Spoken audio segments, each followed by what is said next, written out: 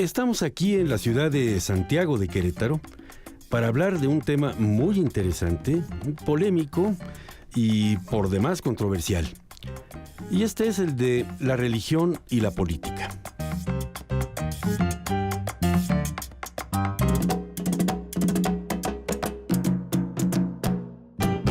Esta estatua se le atribuye al escultor celayense don Francisco Eduardo Desguerras y representa a un Neptuno, tiene el tridente, pero lo curioso es que la cara da toda la impresión de ser un Cristo. Sí, era lo que me decía, es que lo que pasa es que aprovechó un rostro que ya tenía de Cristo para hacer el Neptuno. Tal vez.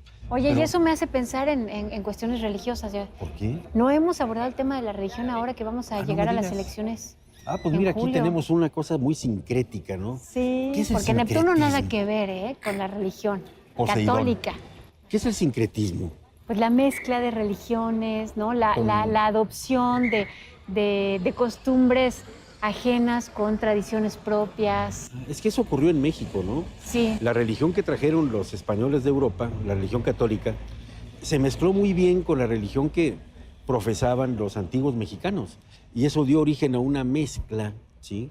Que eso le llaman sincretismo, en donde la religión pasó a ser un factor, no te digo importante, determinante en la vida social, económica y política. Lo que comías, con quién te casabas, quién gobernaba, muy importante, ¿eh?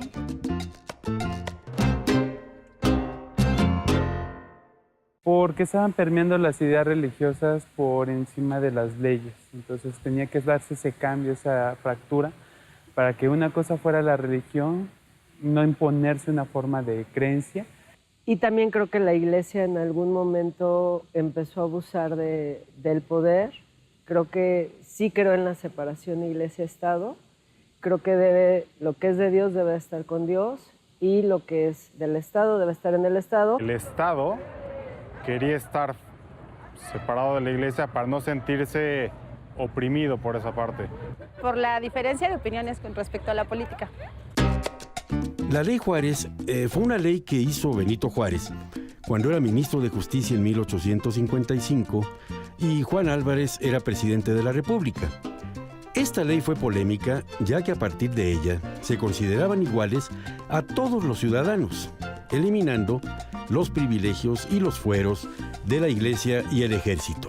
Además, establecía que los matrimonios y los nacimientos no eran asunto de la Iglesia, sino del Estado. Nos parece que es algo ya muy normal y resulta que es muy reciente. Apenas con Benito Juárez fue el primero que se casó. Así, por lo civil. Ajá, en Veracruz. Es que fíjate que él fue el que dictó la Ley Juárez. De las leyes de reforma, la Ley Juárez es la que hablaba de la separación de la Iglesia y el Estado. Es decir, Juárez jamás estuvo en contra de que la gente se bautizara. O sea, tu registro como mexicano Cierto. estaba en la Iglesia. Sí. El registro de Nada de que tu IFE.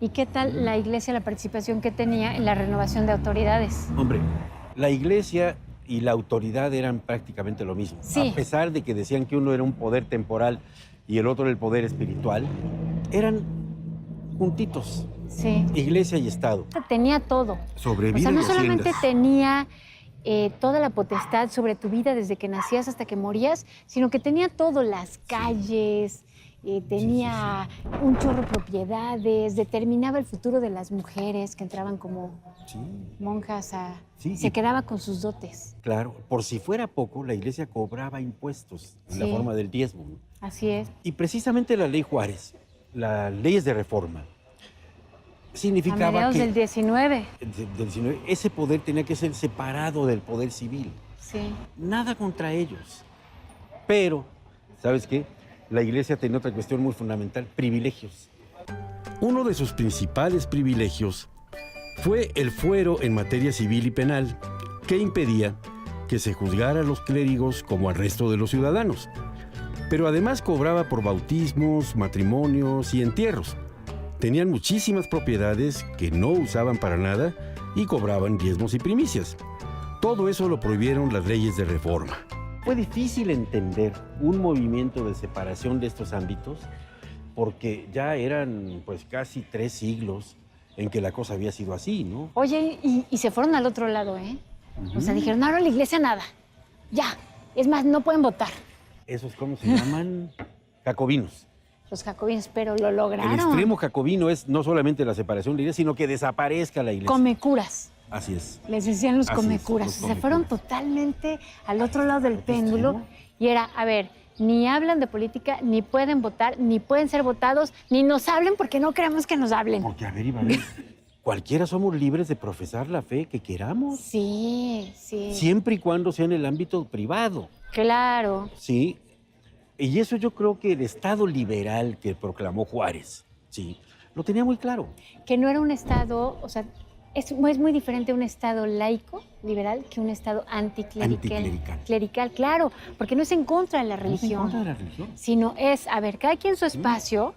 La Iglesia Católica no puede tener ese espacio que tenía, porque además, ¿saben qué? Hay que darle chance a los demás. También hay otras creencias. La Guerra de Reforma, también llamada Guerra de los 3 años, fue un conflicto entre liberales y conservadores que ocurrió entre diciembre de 1857 y enero de 1861.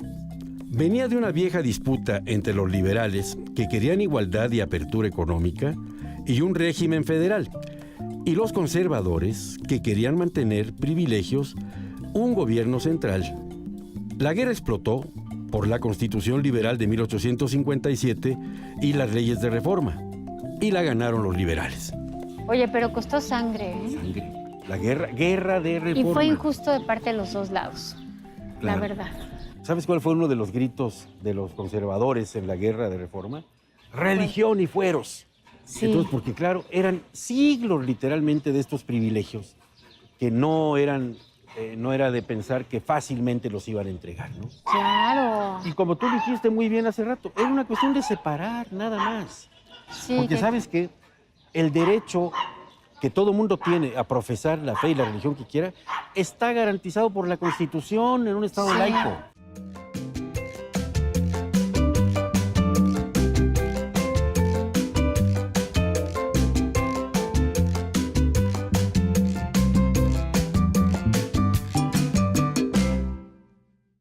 Ahora, alguien podría decir, pero qué necesidad, cuando en realidad todo el pueblo mexicano es católico. Es que ese era uno de los argumentos. Sí, ese era. Bueno, ¿Y sabes pero- que no es cierto? No es cierto, Eso no es cierto. no es cierto. Estaban, a lo mejor durante un tiempo sí, pero hay estudios muy interesantes de antropólogas muy buenas, del CIESAS, por ejemplo, en Jalisco, que han demostrado que Guadalajara es la ciudad, Guadalajara, fíjate, que es una ciudad emblemáticamente católica, ¿no? Claro. Es una ciudad de muchos dioses y que en realidad no hay una preponderancia de la religión católica frente a otras religiones que en realidad son derivadas de, porque no tenemos muchos musulmanes, no tenemos muchas religiones orientales, pero tenemos muchas derivaciones pentecostales, Sí. protestantes. Iglesias, ¿no? Porque religiones hay pocas. Sí, tienes Iglesias razón, hay Sam. muchas. Sí, Pero fíjate que aunque así fuera, Ibabel, aunque la abrumadora mayoría fuese de una sola fe, yo creo que lo más sano para una convivencia es que la previsión sea que cada quien sea libre de practicar la que quiera.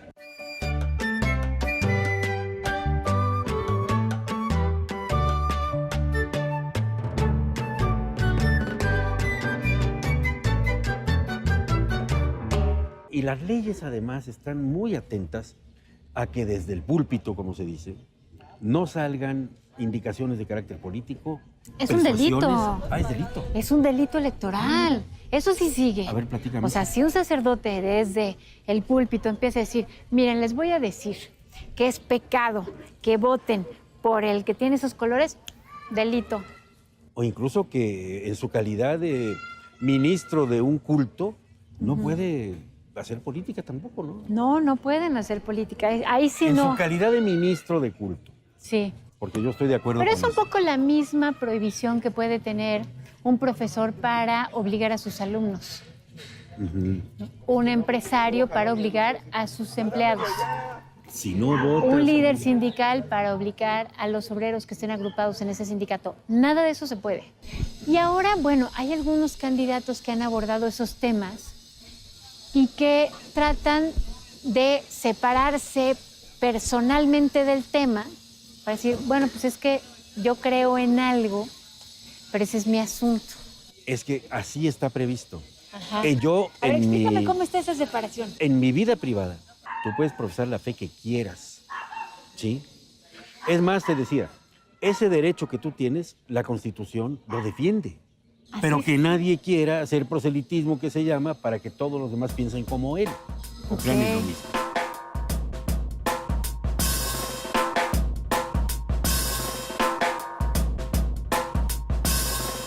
Quieraslo o no, está interfiriendo en la decisión del voto. Entonces, obviamente, eso afecta y perjudica al Estado laico. Porque ningún sacerdote debe de tomar partido y no nos lo deben ni poner. Yo creo que nosotros somos los que tenemos la decisión más que nada, ¿no? Eso también es un contradictorio, o sea, porque todos los demás sí pueden influir, pero la iglesia no. O sea, ¿por qué la iglesia no? O sea, ¿a qué le tienen miedo? Yo creo que es una manera en la que el Estado busca acallar un poco las conciencias de los demás y no escuchar la conciencia de alguien más, ¿no? En realidad uno no se tiene que preguntar en qué cree el candidato. Se tiene que preguntar si aquello en lo que cree el candidato lo está trayendo a lo público. Oye, pero cuando Vicente Fox llegó al poder y subió una virgen, eso no está bien. Cristo, no. Eso no. No, porque es de llevar símbolos religiosos que pertenecen al dominio de un grupo en particular, llevarlos al mundo que pertenece a todos. Claro, porque además puede haber alguien que haya votado por él muy convencido y que no, y que eso no estaba en la baraja. Es presidente mío, Ajá. presidente de todos los mexicanos, pero perdón, yo no profeso esa fe.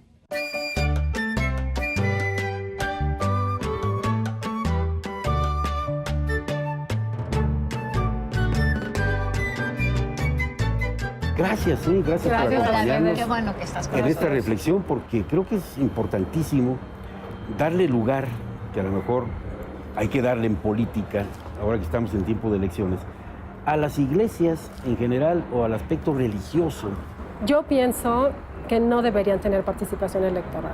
Ah, no, ella es muy Directa. Yo pienso que no. La iglesia, las iglesias. Las iglesias. Ah, las iglesias. Me Las parece- personas religiosas sí. O sea, me parece muy bien que se expresen en públicos, es una postura respetable entre muchas otras que hay en la sociedad, o representan posturas o expresan posturas muy respetables, pero la participación electoral a mí no me parece ¿Por qué, Fabiola? compatible con la laicidad del Estado.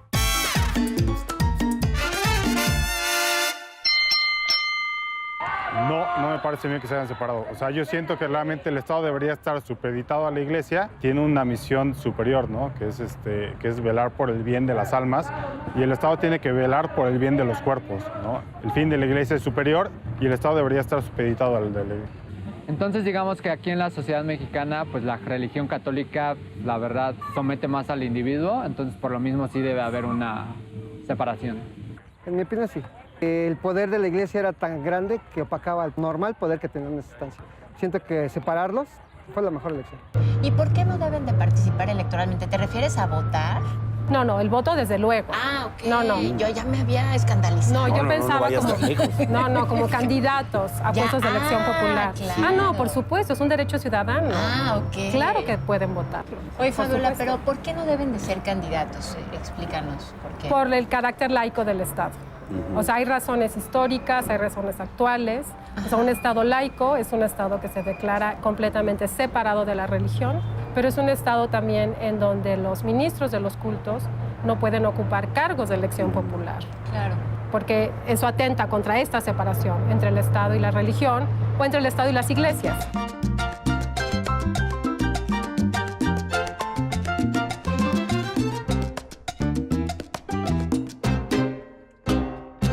¿Qué pasa? ¿Qué pasaría, además de violentar nuestras normas? O sea, por un lado, para mantener la neutralidad del Estado frente a todas las posturas religiosas y no religiosas que existen en la sociedad. Otra razón es que los derechos fundamentales en este país se establecieron desde el siglo XIX, sobre todo desde la segunda mitad del siglo XIX, a contracorriente de las posturas religiosas. Esa es la realidad. Algunos derechos que han sido reivindicados, por ejemplo, el matrimonio igualitario, ha sido a contracorriente de algunas posturas religiosas también. Ah, claro, sí. Claro, porque algunas de nuestras garantías ya protegidas por la Constitución atentan contra algunas ideas religiosas. Exactamente. Y entonces, si decimos, a ver, tú en tu casa no lo hagas, pero si alguien lo quiere hacer, tiene el derecho. Y las ventajas, creo yo, del Estado laico es que tú puedes profesar la fe que quieras. Claro. Eso te lo garantiza incluso la Constitución, sí. Siempre y cuando pues, sea en el ámbito de tu vida privada.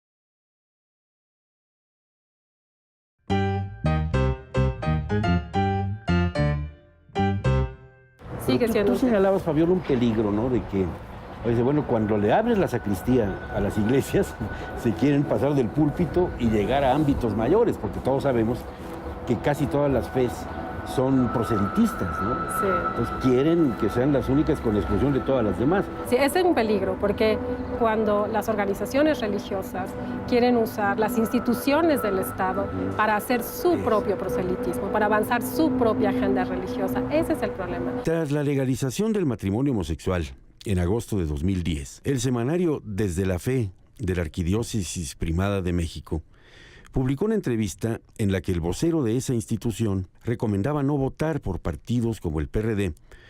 Tras la queja, el Tribunal Electoral resolvió que el vocero sí violó la ley electoral y pidió a la Secretaría de Gobernación que lo sancionara.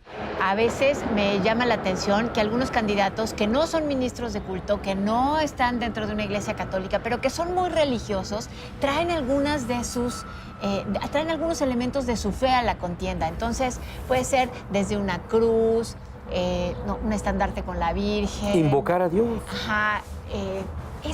¿Qué opinas de eso? O sea, la laicidad no es solamente separación del Estado y la religión, sino también es límites muy claros a los funcionarios públicos, a los candidatos a puestos de elección popular, a no emplear un lenguaje religioso ni símbolos religiosos que puedan tomarse en el sentido de afirmación de una fe en particular. Para no imponer una idea religiosa. Cada quien tiene el derecho de creer o no en una religión o en diferentes religiones. Puede ser monoteístas o politeístas. Creo que debe de ser laico para que todos podamos convivir, podamos estar en un aula sin que discriminemos. Y la educación debes de darle acceso a cualquier persona independientemente de sus creencias religiosas. En mi opinión, la principal institución que hay que estar defendiendo siempre para mantener la laicidad es la educación pública. Esa, en mi opinión, es la principal educación, porque es en donde los niños aprenden esta separación entre el Estado y la Iglesia. En México es un país, a pesar de ser tan religioso, en donde la población aceptó esta separación. Ha sabido separar porque las instituciones se lo enseñaron a la población. Las instituciones así estaban gobernadas y la educación pública ahí sí fue fundamental.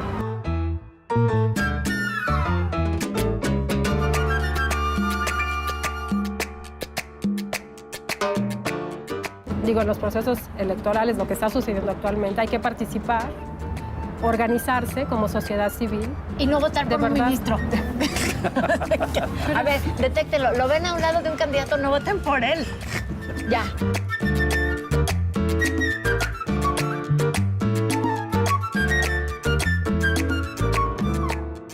Yo en lo personal admiro a algunos ministros, lo debo decir, por sus posturas morales, por sus labores sociales, pero también hay que tener cuidado cuando estas presencias atentan contra el carácter laico del Estado, que es algo que hay que estar defendiendo a través de la organización ciudadana.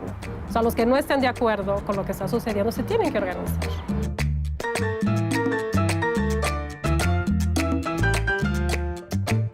La religión toma una decisión y el gobierno toma otra, pero si las dos no están conjuntas no se puede llevar a cabo. Por ejemplo, en temas del aborto se han visto limitados por ideas religiosas, sobre todo de las personas que están en Congreso, en Senado, etc.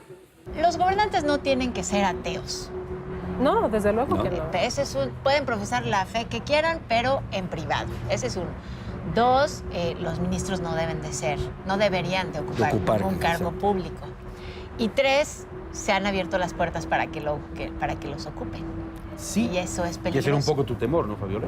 Sí, ese sería mi temor, sí. ¿Cuántos matices hay en el tema de la relación entre la religión, la política, el Estado y la democracia? ¿No? O sea, no se trata nada más de comer a los curas, ¿no? No se trata de desaparecerlos, sino que se trata de poner límites muy claros a su participación y al mismo tiempo respetar el derecho que tienen a participar en otros temas, pero no en una oficina con un escritorio público. Ya quedamos. Claro. Porque insisto, gobiernan para todos. Exacto. Sí. Juárez tenía motivos muy fuertes para separar al Estado de la Iglesia Católica, aunque la gran mayoría eran católicos. O sea, aunque hubiera un predominio tan marcado, de todas maneras se consideró. Qué proeza, ¿verdad? Sí, la de claro. Juárez, qué proeza.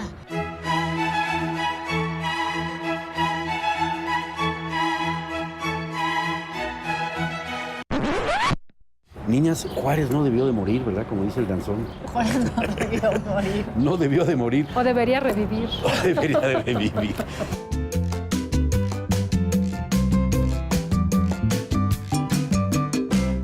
La aplicación del valor de la tolerancia. Acabas de dar con la palabra más importante. Claro, porque nadie dice que tienes que cambiar tu forma de vida, que tienes que abortar si se despenaliza. Pues claro que no, ¿verdad? O sea, lo que tienes que hacer es respetar la ley y a quienes toman una decisión distinta a la tuya, porque tienen otros valores.